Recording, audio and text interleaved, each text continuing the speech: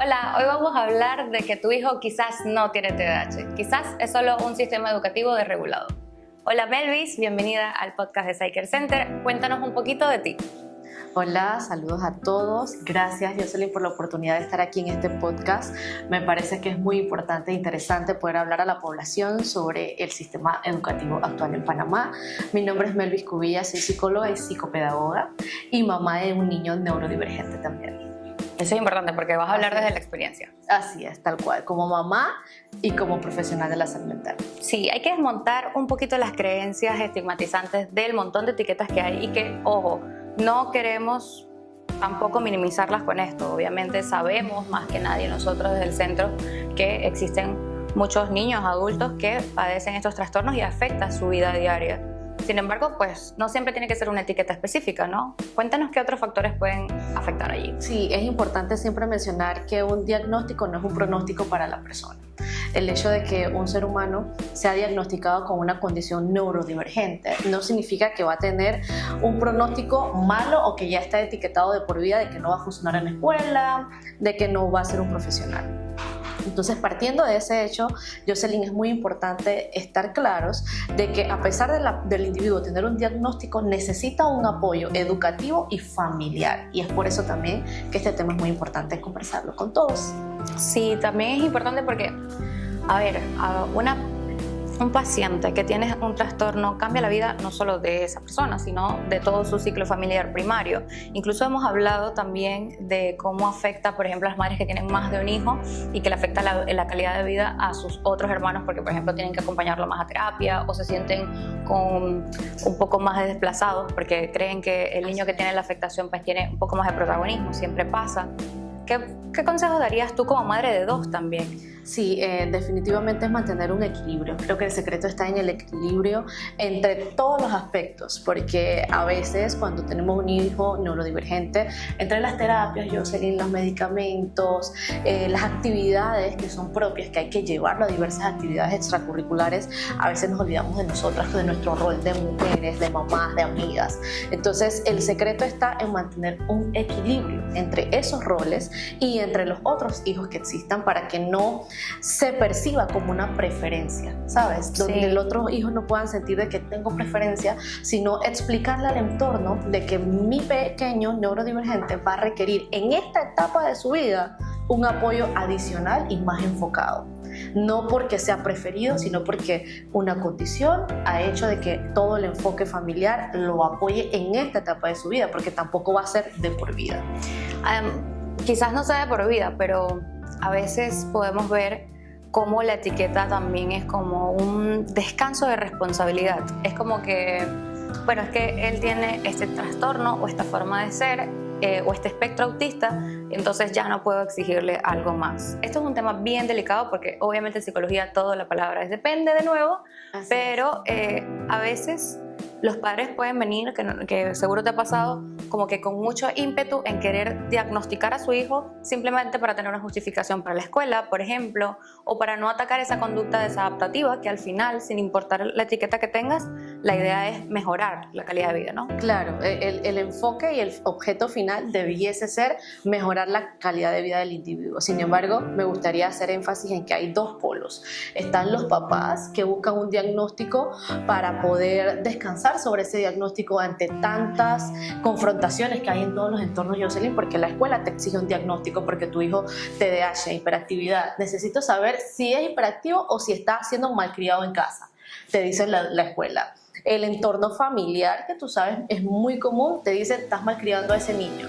Entonces, el papá se ve agobiado en diferentes aspectos porque no tiene un diagnóstico y no sabe qué es lo que está pasando. No ha tenido herramientas para manejar las rabietas, no ha tenido herramientas para poder sobrellevar a ese niño y la adicción a las pantallas y muchas otras cosas. Entonces, tenemos este papá que busca un diagnóstico para poder tener un descanso, podría decirlo yo, social de todos estos estigmas o que los están incomodando. Y tenemos los otros papás, Jocelyn, que evitan el diagnóstico, que es evidente que el niño... Que están en negación. Exacto, que es evidente que el niño tiene una condición se nota, se percibe, el papá lo sabe, el papá es consciente, sin embargo, se niega a aceptar un diagnóstico pensando que ese diagnóstico va a marcar un pronóstico negativo en el desarrollo de ese individuo. Entonces, tenemos que tener en claro de que ninguno de los dos, de que no hay una manera correcta, de que no hay una fórmula mágica, tampoco hay un pronóstico exacto, Jocelyn, porque nosotros hemos visto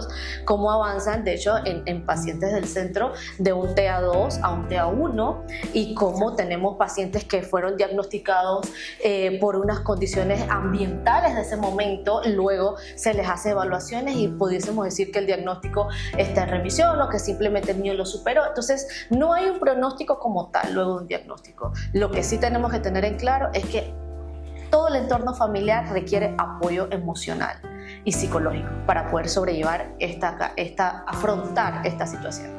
Sí, y requiere apoyo psicológico también para todos los involucrados de la familia, tanto los familiares directos y también obviamente con el área psicopedagógica, la adaptación del currículum de ese sujeto.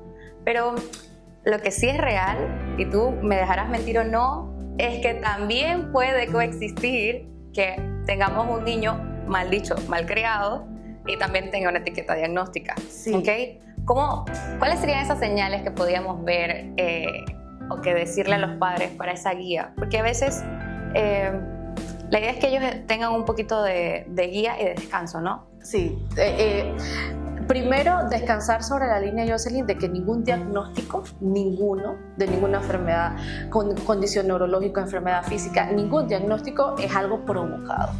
Siempre he visto en consulta que los papás se culpabilizan y preguntan, doctora, ¿fue porque fumé? ¿Fue porque una vez escuché, este es el karma que estoy pagando? Otra vez escuché, no, es que mi papá era mujeriego, estoy pagando este karma. Ninguna condición es el resultado de algo que fue provocado. Simplemente no existen todavía estudios de por qué sucede, y creo que meternos allí no nos va a solucionar el presente, la persona diagnosticada. Entonces, partiendo de allí, es quitarle esa carga al papá de que no es tu culpa que tengas un hijo neurodivergente, y eso te va a hacer comprender de que no tienes que comprar el cariño de tu hijo neurodivergente. Claro. Porque al momento de tener un hijo diagnosticado, los papás se culpan o empiezan a tener esta culpabilidad y empiezan a comprar al hijo. Bueno, mi hijo, pobrecito, es autista, nadie lo va a querer. Suena duro lo que estoy diciendo, pero hasta yo lo pensé. Entonces, ¿qué causa eso, Jocelyn? Que yo voy al supermercado y yo quiero comprarle a mi hijo toda la juguetería, porque me siento detrás de eso culpable, siento que algo está pasando o que le tengo que dar el amor completo a mi hijo, cuando estamos ante un niño que no sabe, si no le enseñamos la diferencia entre un juguete caro y uno barato.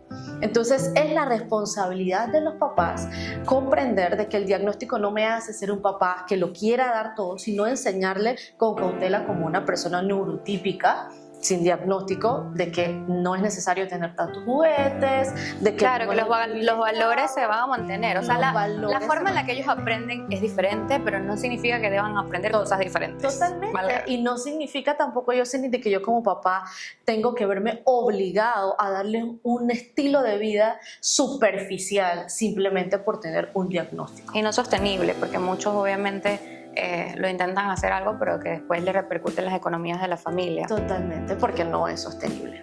Pero en esto también que hablábamos, y tomando en cuenta el título del episodio de hoy, ¿qué pasa cuando el niño parece hiperactivo, parece que tiene estos estigmas, pero realmente tenemos que hablar de la realidad, es que la educación actual pues no está muy actualizada? Es real que los niños tienen mucha mejor estimulación con los juguetes actuales y con el acceso a la tecnología, y es posible que ese niño pues no tenga atención porque simplemente el estímulo no está siendo lo suficientemente fuerte para captar su atención.